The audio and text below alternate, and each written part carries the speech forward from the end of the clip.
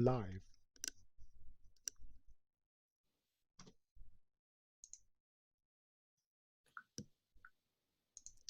You're live. That was 3, 2, 1. You're live. Okay. Good morning. My name is Halleh Koohestani and I'm a Labour volunteer. Thank you for joining us for our online surgery. I'm going to introduce you to our fantastic and hard-working Labour councillors. First of all, let's start with Aldershot Park. Terry, would you like to go first? Or maybe not.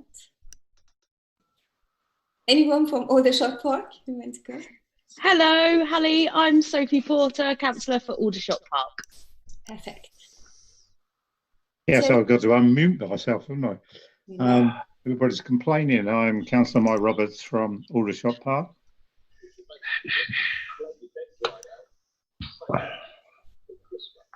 Yes, okay. Okay. All right. Next, our Wellington. Sorry. We've got 3 councillors in Aldershot Park. Yes. Terry, go ahead. Hello, I'm Terry Bridgeman, Councillor for Aldershot Park. Okay. And over to our Wellington councillors. Morning. Yeah, Martin, Councillor for Wellington Ward. Good morning. Yeah, good morning, Alex Crawford. Okay, next we're going to Farnborough, to our Cherrywood councillor. Christine, you want to go first? Good morning, I'm Christine, I'm from Cherrywood Ward. Morning there, I'm Clive Grattan from Cherrywood Ward. Okay, last but definitely not least, our councillors over in North Town. Morning, I'm Councillor Gaynor Austin, North Town Ward. Good morning, Keith Dibble, Councillor for North Town Ward. Okay, thank you very much, everyone. So we have a lot of exciting subjects to cover this morning. We're going to start with bin survey. The Rushmoor Labour Group published a survey about 10 days ago on the bin collection following residents' feedback on this subject, and they had really good responses. Alex Crawford and Sophie Porter are going to give us an update on the finding from this survey. Alex, would you like to go first? Yes, thank you, Halleh. I'd just like to highlight the main points of the survey.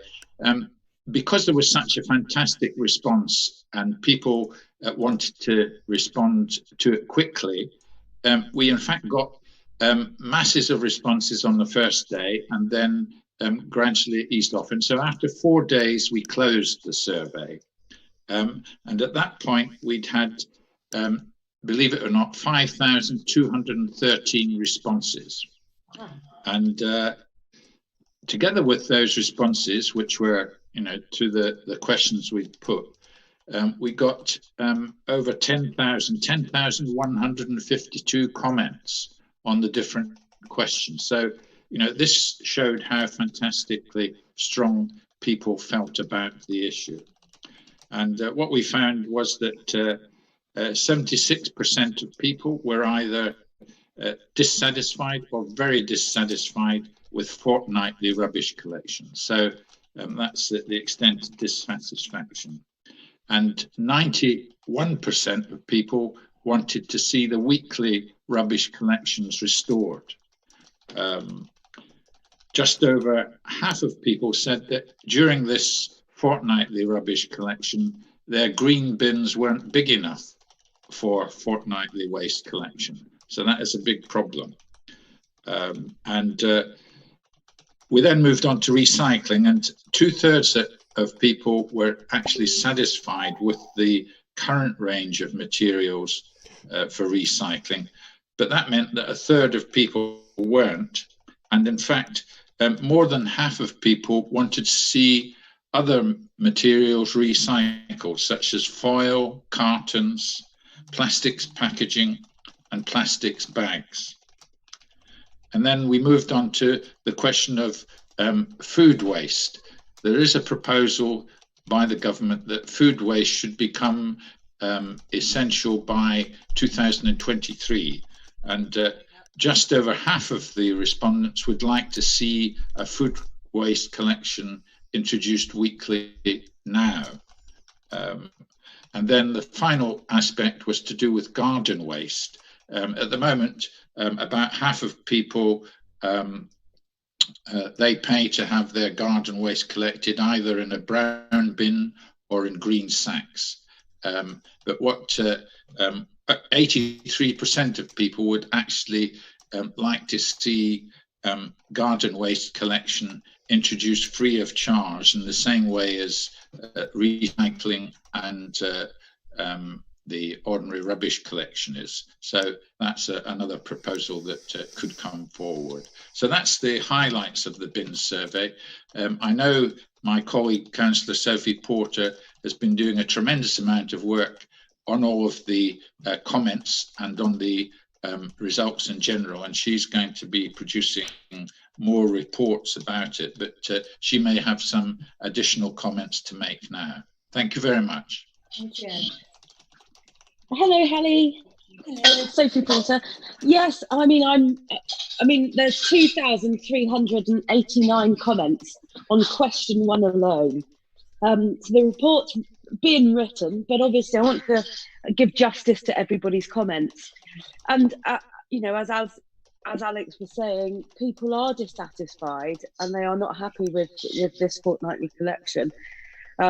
So it's going to be a really interesting report to put to the council, and I really, really hope that they take it on board and that they listen to it. That's good. That sounds really good. Thank you very much. Councillor Dibble, you're on mute. Thank you, Alec and Sophie, for that and the excellent work you and our colleagues have done on that. I think one of the points of frustration was during the previous sort of 10 or 12 weeks was the complete lack of any updates from Rushmoor Borough Councillors to what was happening. And I think there was been growing frustration amongst the residents of Aldershot and Farnborough because there was never really any certainty about if and when the fortnightly collection would end. I think that's shown through, I'm sure, in the survey. Rushmoor themselves have now implemented their own survey, which it slightly had a wry smile when I read the first announcement saying this is the official survey, as if ours wasn't had any integrity or at all. But we certainly in Northtown have been encouraging residents to complete both surveys, because certainly the comments on the Rushmoor Facebook site, a number of residents believe, a very large number of residents believe that that survey leads you to accepting a fortnightly collection service. Now, I'm not sure whether that's correct or not, but that's what people fear. So I think it gives our survey even more credibility because it is genuinely independent. Thank you, Halleh. Thank you, Keith. Alex, what would you like to say? Yeah, I'd just like to follow up on what Keith said. Interestingly, on the Rushmoor Council website to do with bin collections, as soon as they introduced the fortnightly system in March, which was, they said, in response to the extent of illness and absence amongst the Serco bin collection staff, it was said that this was temporary. It was temporarily suspended weekly collection. Now, and everyone accepted that would be necessary while the bin collection staff were affected by either being themselves perhaps possibly having COVID, or they felt that they had to self-isolate and so on.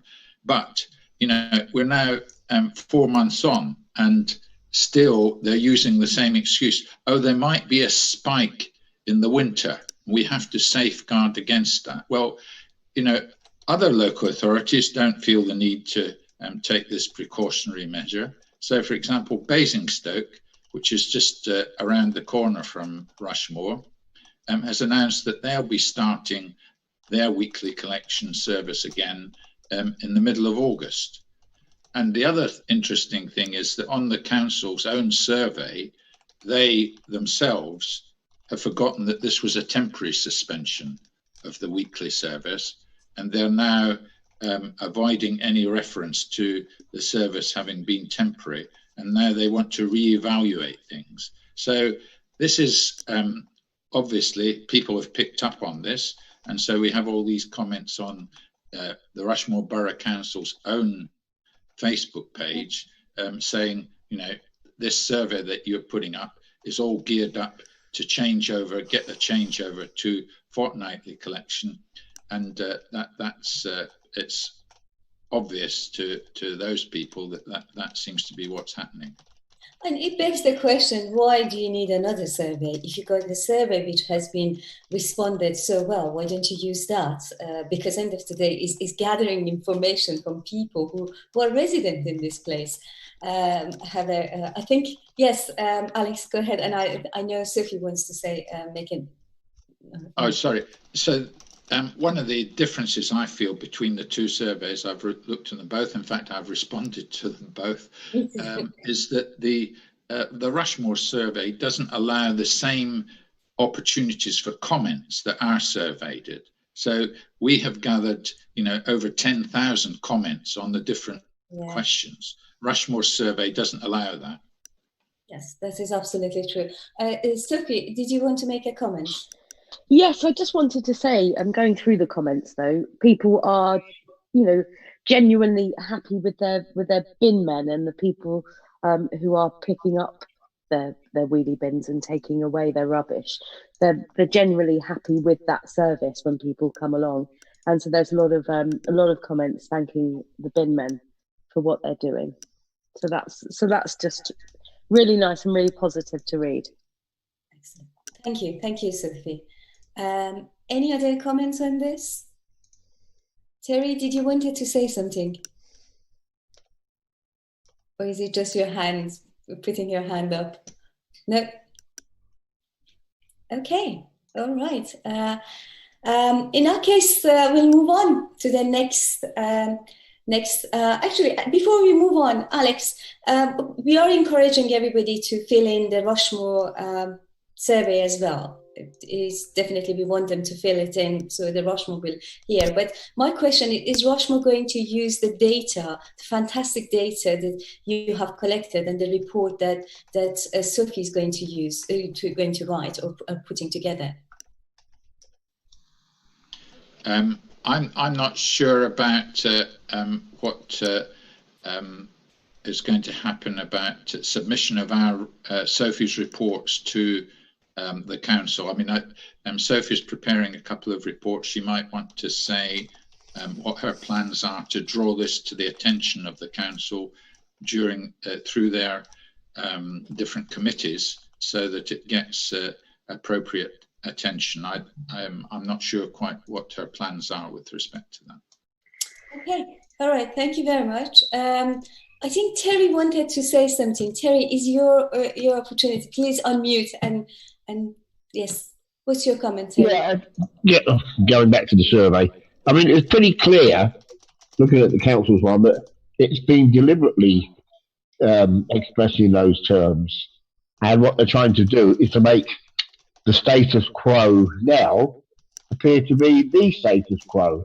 And that we will stay with that unless there's a groundswell against it. Well, I think we've already realised that there's a groundswell against it from the feedback that they're getting. It will be interesting to compare the figures and the findings.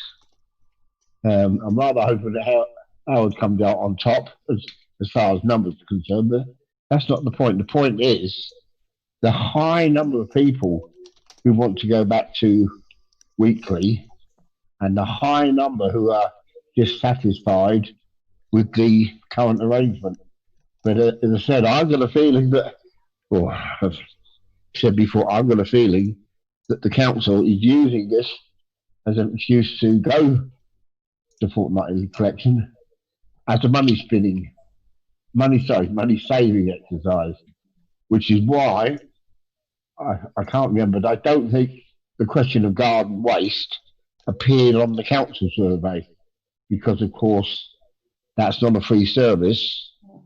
and it will cost quite a lot of money to give the 83% who on our survey wanted that service to be free.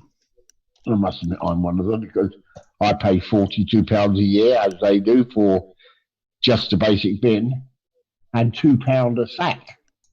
And it's a lot of money. It comes to, you know, £200 or £300, depending on how big a garden and how much waste. So I'm not confident that that will ever happen, but certainly we need to ensure that if the majority of the public says, as we suspect they will, that they want weeklies back, then we get weeklies back. Okay, thank you. Excellent, thank you very much. Great comments, great debate. Thank you very much for that. If there's no other comments, we'll move on to the next subject, which is about the high street and wearing the mask. So from yesterday, face covering has become mandatory in shops and supermarkets in England. Councillor Martin, can you give us an update on how this is actually working out in Aldershot Town Centre, and any news from the actual high street in Aldershot? Yes, can I just say before I do the high street that just a reminder to everyone that the tip in Aldershot and Farnborough is switching their cameras on next Saturday. So everyone needs to register the cars before then to avoid getting a fine. Yeah, so the face masks I think it's working quite well. I've been out and about a few times, and a lot of people are wearing them. There's a few that don't wear them, but we don't know the reasons for that. Could be a medical condition. Yes, absolutely. But very, very few people are not wearing them. And the shopkeepers, are they wearing it as well? Some of them are, but it's not mandatory. You do have to wear one if you're going in to get a takeaway coffee, for example, but you don't have to wear it while you're sitting down. Yeah, all shops, restaurants. Yeah. There's a few. Yes, Mike. Christine. Yeah, this has been a continual shambles yet again of the government's failures to actually move with what has been happening in key countries of the world from the start, whether it's South Korea, Singapore, or other places. They've ridden the virus and try to eliminate the virus as quickly as possible, but there's this public school response. It is something that we are reviewing. It is something that we're evaluating. Where have you heard those words before already this morning? But we don't actually get around to taking a decision. If we had taken decisions, very tough decisions at the start, like most other people, then we wouldn't be having these growing individual peaks which are occurring in Bradford, in Luton, and we would have got on top of it a lot earlier. We would have also managed the interactions of where people meet, where they go, a lot earlier, and you know, and putting it quite crudely, it wouldn't have cost us so much of lost leaders like the Nightingale Centres, which are 200 billion to develop, and hardly anybody in there. It is, you know, it's a systematic failure of doing what we should have been doing at the appropriate time, based on the lessons which came, very obvious lessons which came from worldwide. And maybe that's because other people view what happens in the White House, and the views from the White House has been important. I'm glad he's mugged up, but basically he should have been mugged up months ago. Thank you very much for that, Mike. Sophie, over to Sophie for some comments, and then Alex. Sophie, what would you like to say? Yeah, sorry, my hand was still up from the last comment. I've been out. I've been wearing a mask, and actually, it's remembering to put it out, put it in your bag, and have it with you at all times. I mean, I went into a shop and realised I didn't have a mask with me, so I had to cover my face with a tissue. Not putting something in. So it's just changing the way that you're thinking about things, and it's still remembering to keep your distance and keep washing your hands regularly as well. Excellent. And you could always keep a spare one in the car or in your handbag. Yes. I agree with you. I've got one in my car and one in my other bag, but I forgot to put it in the bag that I had with me. Oh, no. So I've got a couple from the Vine Centre, which have been very helpful. Okay, thank you very much. Terry, what would you like to say? You've got a comment as well. There's a lot to all of you. They seem to have 3 different models of what to do about masks. We have, and some other countries have very kindly given us a steer. New Zealand have shown us what happens if we're all on board, all singing from the same hymn sheet and all wearing masks. Because, all right, they're a small country, but their death rate, 22 people, that's incredibly low. On the other hand, Sweden decided not to wear masks. They went for this, what's called herd immunity, and very soon realised they had a serious problem and had to do something about it. We, unfortunately, seem to be following the American model, where the leader of the country gives mixed messages, doesn't take a proper lead at all until it's too late. And we have now belatedly realised that our previous precautions weren't adequate to start with and weren't prolonged enough. And so we are having spikes and possibly the second wave. So it just serves to prove that we've got to be disciplined, we've got to do what we're told, and we've got to obey not the politicians, but the health experts who know what they're talking about. Absolutely. Thank you very much for that. I'm absolutely sure the lack of leadership during this pandemic that we needed. Alex, you've got a comment, and the mask looks really good on you. Yeah, sure. Thank you very much. I thought I'd follow Christine's example and demonstrate that I always carry my mask with me, and so that when I go into a shop, I can just put it on before I go in. I'm very fortunate that I have these appendages which make it easy for the loops to just go over easily. Other people might not have such nice appendages. So, so they come handy. Thank you very much. So I went shopping yesterday. Perfect, thank you. I went shopping yesterday in Farnborough, and I have to say, generally, yeah, most people I saw were wearing a mask, which was really good. It seems, most of the staff I saw were wearing them, and it, generally seemed like most people were following the rules. That's really good to know. It's good to know. Thank you very much for that, Christine. Any other comments on that? Keith, did you want to say something? Only that I was talking to a local trader last night, and they were saying that the people coming into the shop was about 60% were covering their faces, and 40% weren't.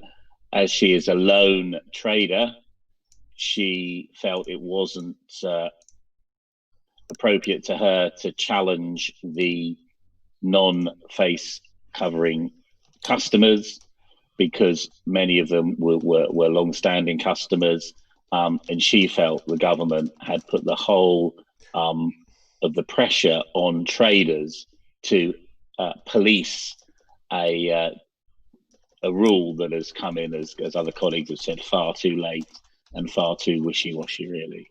I think, as ever, they pick a date from the air, they come up with a policy and expect another to implement it. So that weak and flip-flopping leadership is what's come from 10 Downing Street, I'm afraid.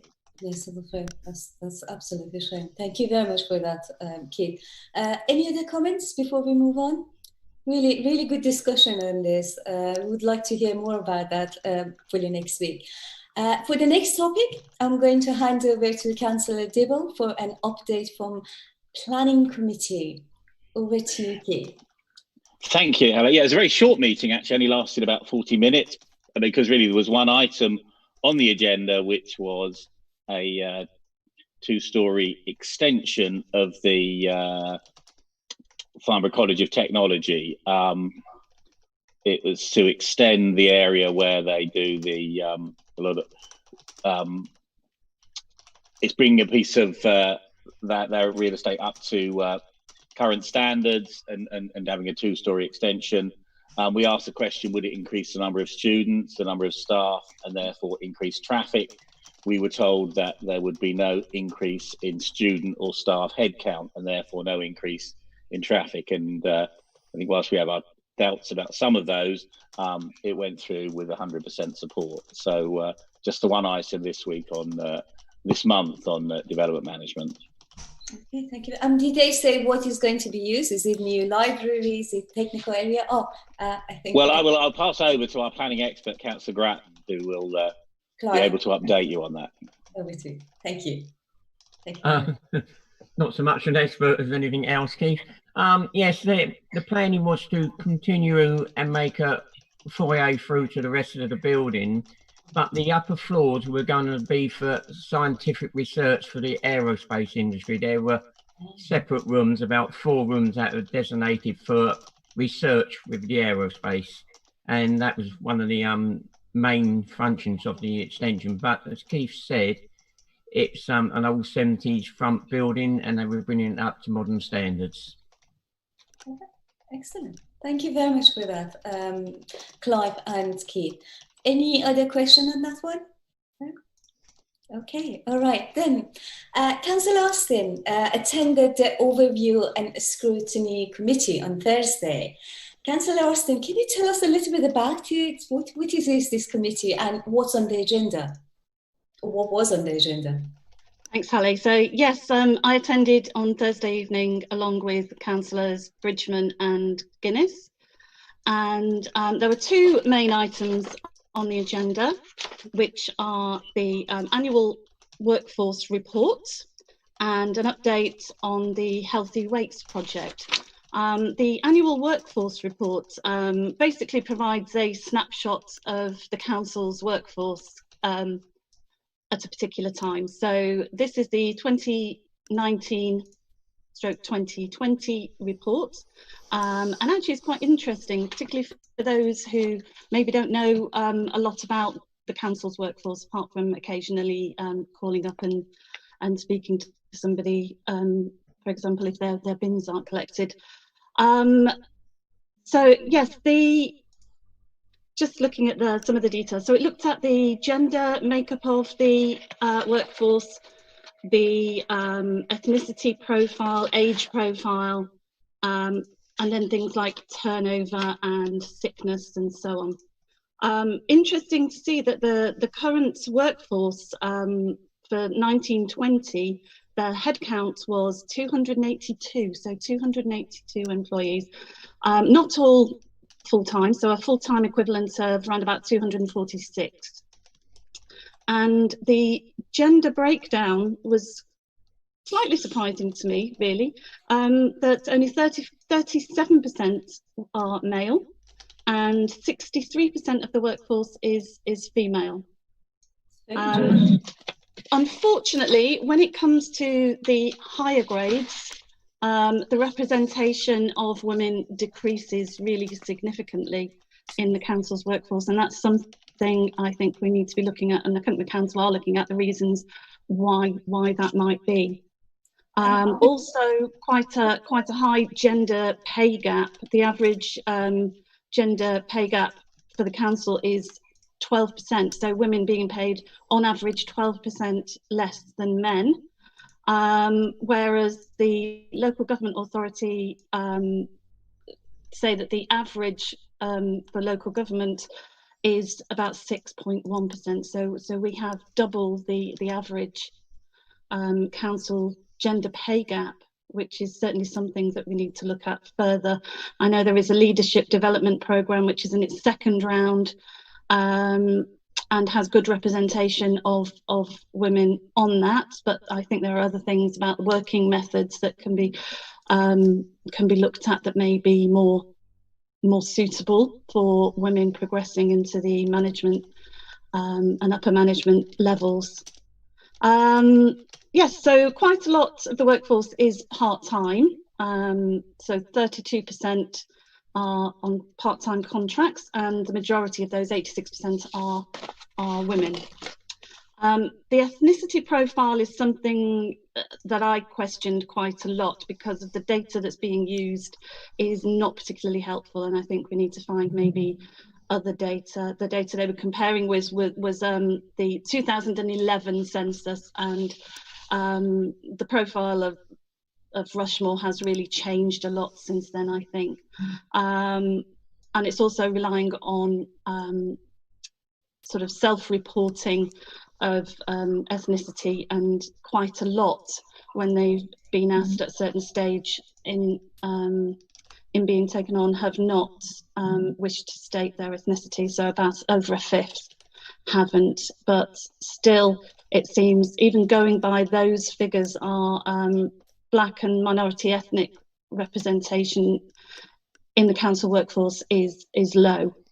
So again, this is something that needs to be explored and see what are the barriers to Black and ethnic minority people applying for council jobs, and actually gaining employment with the council.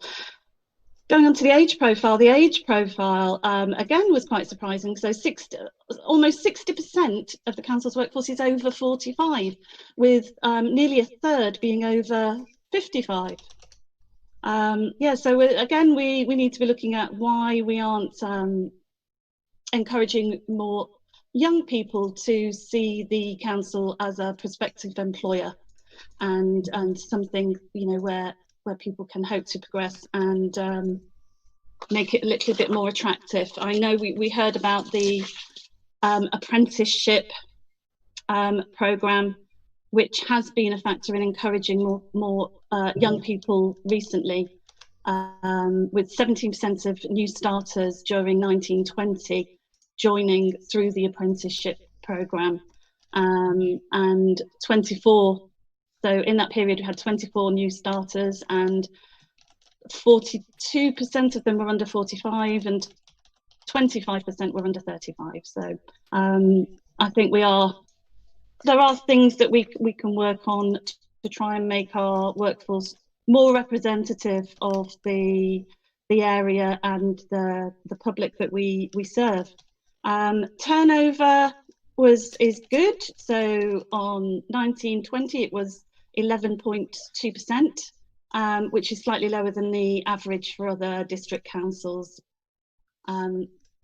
Another issue that we looked at was and I know Councillor Guinness asked a question on this, was the increase in days lost from sickness absence, which has increased between 1819 and 1920. So in that year, it's actually increased by 39%, which is quite a significant increase, and this is mainly down to long-term absence, which is classed as over 4 weeks, not the short-term absence, which has stayed pretty much the same. And things like anxiety, stress and depression seem to have been an issue. I know the council has undertaken a number of initiatives looking at health and well-being, but again, these are things which do cost us, and to have a happy, healthy workforce means that, sorry, I was just looking at a question there in the chat, but yeah, having a happy, healthy workforce, I think, makes us as much more productive. So if we can keep on working on those things. So a question in the chat I'm just noticing is, are the numbers for the directly employed only, or does it include contracted out? That's from Chris. So yes, I believe it is only those that are directly contracted, so to the council, employed by the council, so not where it's other companies contracted out services there. So the other thing that we talked about was the so what happens next with this data? So the data from the workforce report together with data from a cultural analysis of the organisation, will go to inform the development of the council's people strategy. And this is looking at developing initiatives to build on the strengths of the workforce that we have, address those areas which need development, which might be in the structures, or it might be in training, and to make sure that we have a workforce which aligns well with delivering the council's priorities. And there should be a first draft available, a people strategy, towards the end of July, hopefully. The other main thing on the agenda was an update on the Healthy Weight project. So I don't have the slides for this actually, which was shown. It's quite interesting, but it was looking at particular rates of childhood obesity in the borough, which were relatively high, particularly at year 6 school-age children, around about 10 and 11, and talked about a number of things within the borough that have been done. So there's the exercise equipment in our parks at Moor Road in Farnborough and in Manor Park, which I know our Cherrywood councillors have been using the Moor Road equipment and gaining some benefit from that. And other initiatives like the park runs and a Couch to 2K family programme, which apparently featured on an ITV report. So it is a question of, I think the overall, and some of the other, Councillor Guinness or Bridgeman may have something else to say on this, but one thing I took from this was that it seemed to be that deprivation was a big input to childhood obesity. So there was a strong link there, but the council could affect this by things like access to sports clubs, green spaces, limited numbers of takeaway shops available. So in places like Aldershot Park, although there was a high level of deprivation, they also have a good number of sports facilities, green spaces, fewer takeaways than some other ward areas. And so this has meant that the childhood obesity levels have remained at a comparable level to other wards. Whereas Wellington is not particularly underprivileged, but actually has higher than average childhood obesity levels at year 6. So it seems that the council can do things to improve children's chances of not being obese.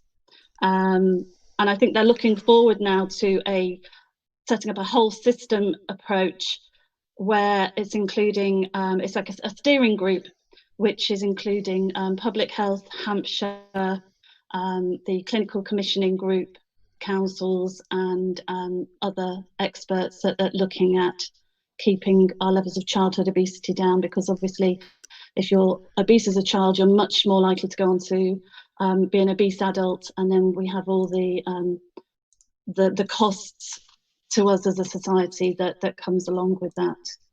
So I don't know if Councillor Guinness or Councillor Bridgeman had picked up any other points that they wanted to talk about. Thank you very much, Gaynor, for this comprehensive report, and has been really interesting discussions. Councillor Dibble, Keith, what would you like to say? Well, first, thank Gaynor for a very comprehensive report. So I'm getting feedback from.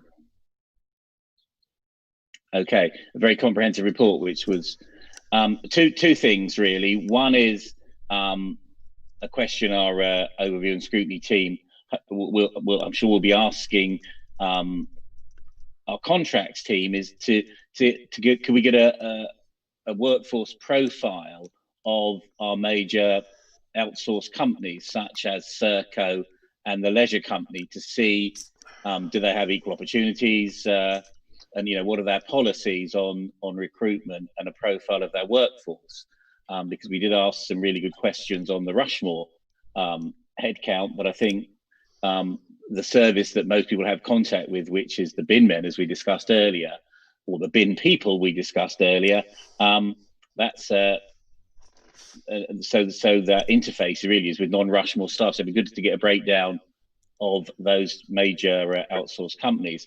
But on the obesity, I thought it was a really interesting debate, or presentation, but there was a hint in the presentation, as always with obesity, that actually it's the fault of the poor and those in poverty. It's their fault that their children are obese, not the fact that they don't have enough money or they can't afford to send their children to these sports facilities. But and that's always the hint, isn't it? That why don't those mothers or those parents? It will be cheaper if they, cook their own food rather than going to takeaways. And there's not an understanding of the lives that people have and the pressure of people have living on low income. So I think Gaynor's quite right in saying that, Rushmoor or the various agencies that can take more or do more to assist. And I think it's not from our team, but there's almost that drift in the discussion or the assumption that actually overweight is all the problem of the poor and the underprivileged, which of course they're an outcome of poverty, not the cause of the poverty. So I hope that makes sense, colleagues. Excellent, thank you very much for that. Alex? Yeah, sure. I'd like to pick up on Gaynor's comments about the people strategy. I think my sort of perception of this is that this is an excellent piece of work in coming forward from the HR manager and so on, which is good for the good times when councils are in good times and they can look forward to developing an optimistic, forward-looking people strategy and so on. Unfortunately, I think with government funding and how it's looking for local authorities, we're actually going to be looking at a period of retrenchment going forward. And so there may have to be a different people strategy coming into play in the period going forward. And, it may not be quite so optimistic. There may be, 280 council employees and so on. How many will there be in a year's time? That's the question. The other question is to do, and I picked up on Gaynor's points about the, if you like, the ethnicity profile of the council. And in my view, something like between 25 and 30 of the council's employees should be Nepalis in relation to the working population of the borough. And so, at the moment, I don't know how many there are within the council workforce, but it would be interesting to know. Excellent. Thank you very much for that, Alex. I think, Christine, you've got some comments on that. You've been in the meeting. Sounds like a great meeting. I wish I was there too. It was a good presentation, but as Keith pointed out, and I actually said in the meeting, it's all well and good saying that you've got a ward that has all these facilities like leisure centres and that, but actually, most people haven't got the money to say, right, I'm going to drop you off at swimming club on a Monday, I'm going to drop you off at the gym on Wednesday, and all these different things. These parks, like Moor Park that's just been started, are an absolute necessity in helping with getting down the obesity rate, because children are running about and they are absolutely loving the park, and it does help their fitness levels. But we can't all afford to be sending our children off to all these different outside activities every day. The same as holidays. Not everyone can afford to be going away to Spain for 2 weeks, so these parks really are needed. And as for the food, I did also point out, it's all well and good saying, they're being fed wrong, but actually at the end of the day, it is still cheaper. And if you are on a tight budget, it is still cheaper to be able to go to somewhere like Iceland. Other places are available, but to pick up spaghetti bolognese for 99p and put it in the microwave and feed your child that. You know, it is still cheaper than going out and buying, you know, all the ingredients to make a spaghetti bolognese, or, you know, so there are so many aspects that need looking at. And if you're on a tight budget, then I'm sorry, that's the way you're going to go. You know, whether you're picking up a bag of chips and a bag of chicken nuggets that's going to feed your child for 5 days, you know, is cheaper than going to a supermarket and buying all the different vegetables and all the different meats. You know, so it is the aspect of deprivation that we need to look at, you know, that these people are put in this position. And most of these people, I would like to say, are working. You're not just looking at those that are unemployed, those that are working, and they are on the breadline. And, you know, it's the fault of the government. Thank you very much for that, Kristen. I totally agree with that. Clive, you want to say, you had a comment, you've got a comment. Yes, it's just on the people's subject there.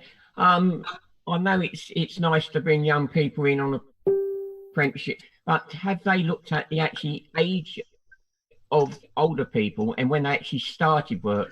Because one of the best things we can do is have long-term workers who gain the experience across the board. So has there been any work done on, say, half of the council workers, are they 20 or 30 years serving people, which brings in a massive amount of experience across the board, which should be taken into account in some of these figures. Perfect. Thank you very much for that. Alex? Alex, you... As it happens, I know that 35% of the workforce of the council is over the age of 55, and so one of the ways that the council is looking forward to the future is perhaps those people may be able to take early retirement, so that if the council is required to cut back its workforce for budgetary considerations, they'll be able to offer people an easy route into retirement. But of course, you lose all that experience, as you've rightly pointed out, Clive. Thank you very much on that. Rosalie, Rose? Yeah, could I just say that I think we should be lobbying government to look at food producers and what they put in our food, because very often people actually don't know what they're eating. And, you know, there's high levels of glucose, fructose in practically everything from ice cream to yogurts, which has been proved to be a problem. So artificial sugars, and unrefined carbohydrates. There should be some limits on what people can put into the food that people eat, because people are eating things very often and not knowing or realizing that it's loads with sugar. Okay, that is a really good point, absolutely. Thank you very much for that. I mean, these are quite a lot of stuff and really exciting material. Some of them are really close to my own heart, and I'm involved with this at work as well. Mike, you've got a comment. What would you like to say? Mike? Right, we're back again, are we? Oh. You're in, Mike. Jason, go on first. Go on, Jason. Jason? Hello. Hello. Hello. I've got a question. Now, it's I'm hoping to, at some stage when this virus has passed, to be the supervisor of the housing block that I'm living in. Now, I'm really looking forward to having that opportunity and helping out around the apartment block.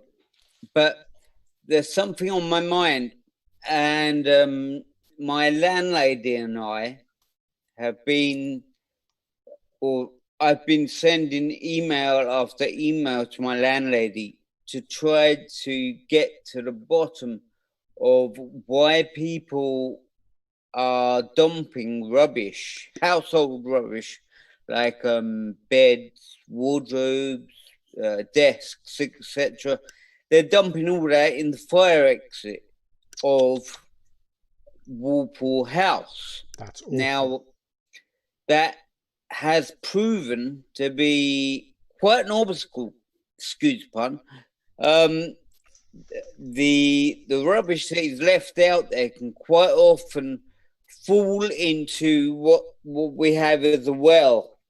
We've got a well kind of area, or dip that leads from the back door out. The people are putting their rubbish on the side and it's falling into this dip.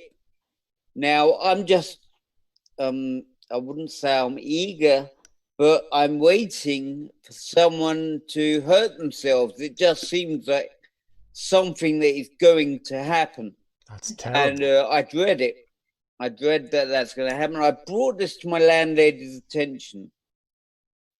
And time again, the questions that I posed have been avoided or darted to the left and to the right. And so I actually pinned her down. Maybe I shouldn't use that expression. I actually approached her online the other day and said, look, the rubbish is being put out, blocking the fire exit. Okay. And when it's not blocking the fire exit, it is potentially going to block the fire exit. She's removing the rubbish eventually, although the last lot's been down there for 3 weeks now. So I'm going to be hassling her today to remove that. My concern is this. She says that rubbish is not allowed. We've got CCTV coverage for the fire exit at the back. However, it is not looked at when I report that there is rubbish at the back. Because it's not looked at, yes. Because the situation is continuing, I'm just forever reporting rubbish out there and it gets removed. Yes, thank you very much, Jason, for that. I think we need to take that offline. Who can actually work with Jason on this specific issue? Alex? Yes, I think Alex is the ward councillor. Excellent, excellent. So I think sure. Nadia. I noticed it. Unfortunately, Nadia was a bit distracted there. I know that Nadia's been in touch with Jason about this, and I don't know. Are you back online, Nadia? I am, yeah. Yeah. So, Nadia, have you been working with Jason to resolve this dumping of the rubbish there in the next to the fire exit?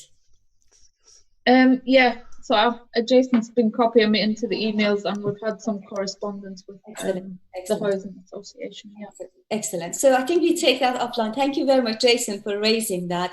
I'm a bit conscious of time, and we've got quite a lot to talk about. And I think, Mike, you wanted to make a comment on the update that Councillor Austin has given. I'm just going to make a headline 4, and I'm also going to leave strictly at 10:30 because I've got 3.5 hours of Zoom meetings to come from 11 o'clock. Fantastic. I kid you not. It's a tough day. Everybody wants a meeting today.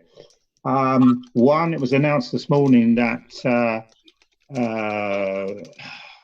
obesity, 40% of all the COVID-19 deaths have been from obese people. So it is a particular issue which needs to be tackled. Secondly, I'm very concerned that the council doesn't seem to have a wellbeing strategy in relationship to mental health. With all the stress and pressures that it's not just about staff, everybody's under pressures at the moment, and we really need to be pushing ahead quite dramatically on that particular matter. PDC, Planning Development Control, I've commented on 2 new takeaways in the town centre of Aldershot. We are the capital, the Blackwater Valley, for takeaways. You know, for God's sake, do we have to have more? And I think isn't there supposed to be a strategy and a policy already there in the first place? And finally, do we not have a profile of what RBC looks like now in 2020 or even 2019 compared with 10 years ago? And so therefore, the council should be reflecting that much more in relationship to its workforce. Excellent. Thank you very much for that, Mike. And Councillor Austin, these are really interesting stats, especially around what sort of picture is painting. And it's interesting, we've done the same sort of exercise at work, at my work, especially around the Black and sort of different cultures in the top layer of the leadership, and it paints a really interesting picture. I quite like to talk about it later, but I think we can't do it now. So maybe next meeting we can actually take one bit of it at a time and talk about it and see what the council is actually planning to do about that. That's really interesting, Halleh. I'd love to hear what you've been doing at your work. Yes. I'm actually part of a sort of pillar of a people's pillar, similar sort of activities with the leadership team across our sort of one of the big groups of my work areas, and really interesting discussion and what can we do, and good ideas about how we can address some of this issue, but we can take that offline. Thank you very much, everybody, for that. So I think we need to quickly go to the ward update, and each sort of councillor has got individually, if you could tell us a little bit about what's been happening and what we're doing this week. Please keep it short because we are sort of running out of time. Keep it to the highlight point, please. And let's start with, let's go first to the North Town. If I just, my only point this week, I think, is the main thing has been the mysterious smell again, which is an ongoing around the Greenway sort of area. And again, we are working with environmental health and residents to track down the source of this smell, which is sadly affecting some of the residents' enjoyment of their homes. And I know that environmental health officers have been out this week and spent some time in the area, so that's something that we will be following up with. Anything else from Keith? No, I think that you're right, conscious of time, but that's the big issue. Environmental health have been out nearly every day this week. Gaynor and I are encouraging residents to complain every day, because the view from environmental health was that as people had stopped complaining, the issue had gone. So they're getting multiple calls a day, and we're looking. And last night we did write to environmental health, Gaynor and I, asking for a status report and what the next phase of the action is. But that's the key issue. Thank you, Gaynor. Thanks, Halleh. Thank you, Keith and Gaynor. Over to Wellington Ward. Is there any update? Sorry. Justice. Yep. Yeah, go ahead, Jason. Great. Sorry. When I was speaking, I never completed what I wanted to say, and that is that despite the fact that we are told we are not allowed to dump rubbish out in the fire exit, despite the fact it gets collected and taken away. However, we're told we can't dump the rubbish out there, yet we are being charged as a block individually for having that rubbish taken away.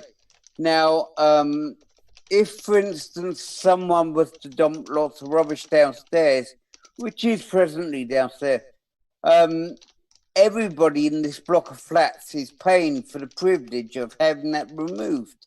Okay. Yet, I didn't dump it there. I never dumped the rubbish outside the back, and I'm being charged for it. I don't believe. I mean, I've examined it, and I'm probably one of the only people to realise that we are being charged for everybody else or for somebody else's misbehaviour. Should that be allowed? No, it sounds really something. It sounds like something that needs to be addressed. Alex.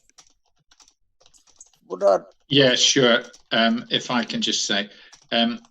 this is a common phenomenon where you've got communal areas in blocks or in other estates and so on.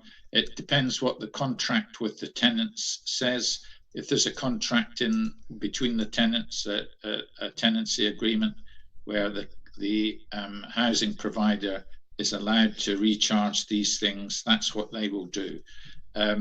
Now, if it's a question of individual injustice, then we can take this up as councillors, and if you've complained and it's not satisfactorily sorted out to your liking, we can then take it to the housing ombudsman. But I think the best thing for you is, Jason, is for you to deal with Nadia and myself, and we'll take this forward.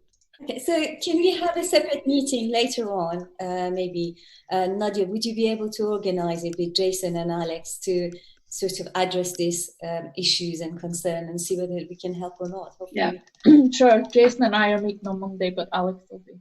Perfect, excellent. Yeah. Thank you very much. I think Terry, is that something you want to talk about, Terry? Have you got your hands? So that was about 15 minutes ago. I'm so sorry. Yes, but you forgot about it. All right then. Okay, let me know if you remember. Okay. Back to the ward updates. Wellington ward, Alex and Nadia. Is there anything highlight you want to talk about? Yeah, sure. I have a ward analysis of the COVID-19 response of the Vine Centre on a ward-by-ward basis, which it might be worthwhile mentioning here. Over the past 16 weeks or so, there's been over 8,000 different responses from the Vine Centre.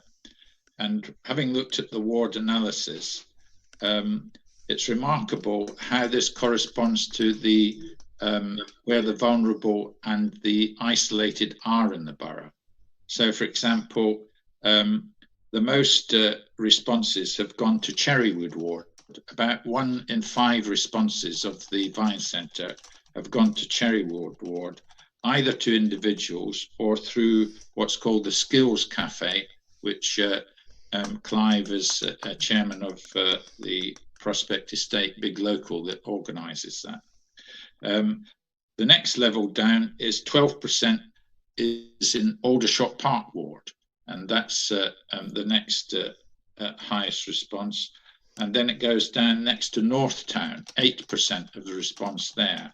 And finally, in the next one down is Wellington ward with about 6%. So it shows that these are the areas where of greatest need in the borough, and that they're having to be helped through the COVID-19 pandemic with this kind of very particular kind of response.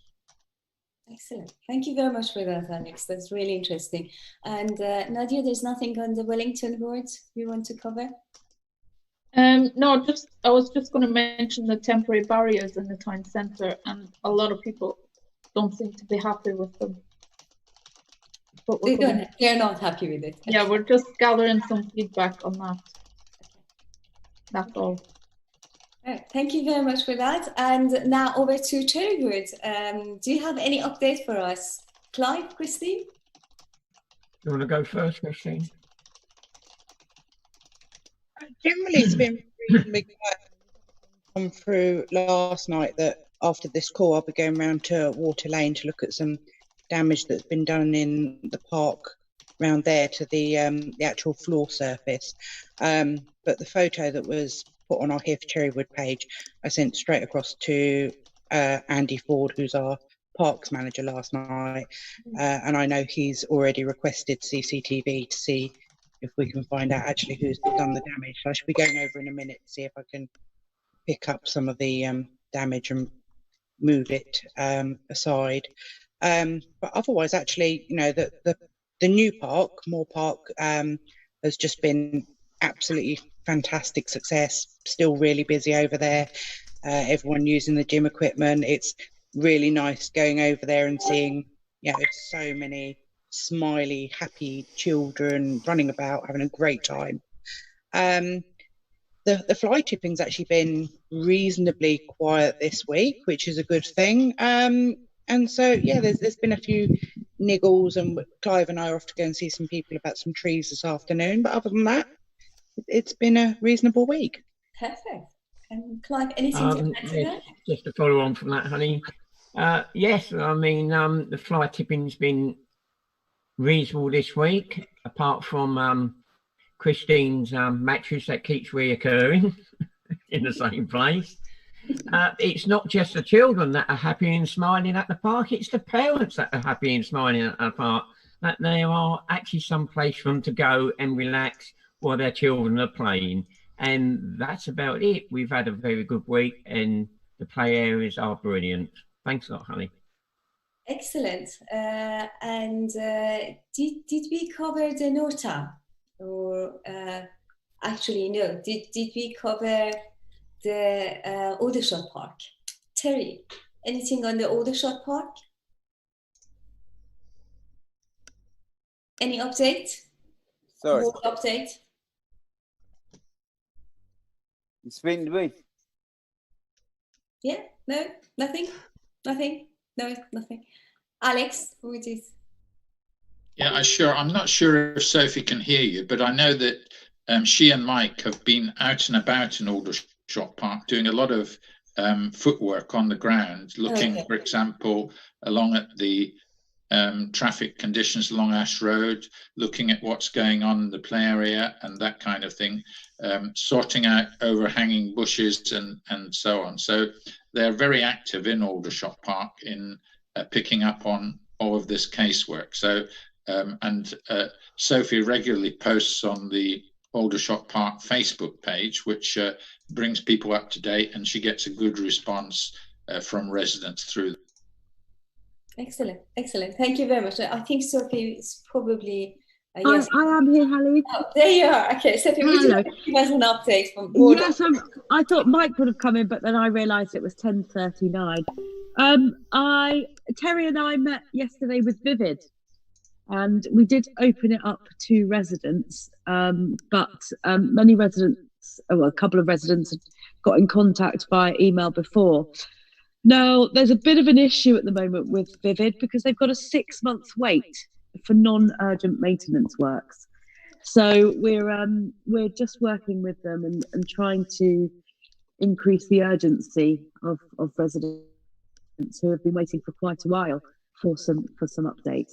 So, you know, it's quite it's actually been quite positive. We're able to help. Yesterday we've been able to change the urgency for a couple of residents, and we're gonna be looking into it a little bit more in depth, and we'll report back for that anyway. Excellent. All right. Thank you very much for that. And anything from Terry, which I keep missing his hands. Anything from you, Terry, to add? No. Okay. All right then. In that case, thank you very much. I think that's sort of our ward update is done. So we're going to have a quick update, COVID update from Alex. Alex Crawford, is everything okay? Still okay, like last week? Yeah, sure. I mean, the remarkable thing about Rushmoor is that, in fact, the COVID-19 infection has virtually disappeared from Rushmoor. But what I would ask people is, you know, will they carry on with their current safety measures? You know, staying at home as much as possible, working from home if they can, limiting contact with other people, keeping your distance from other people. Will they do this? Because this is what's led to the success in Rushmoor of suppressing the infections down to zero. And so we need to keep it up here and not get out and, you know, be mixing in big crowds and that kind of thing. So please, will you do this? Thank you. Excellent. Thank you very much for that. And thank you, everyone. I think really we had a good discussion on a variety of subjects and topics. Has anybody else got comments they would like to make? Anything else? Yeah? No?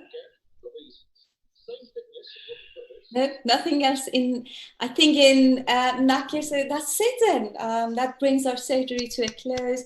I hope you have a fantastic, enjoy your rest of your day and have a fabulous and fantastic weekend. Thank you very much, everyone. Thank you. Thank you, everyone. Honey. Left hand Thank forward, you. right hand forward. See you all later. See you later. Bye, everyone. Bye. Bye bye.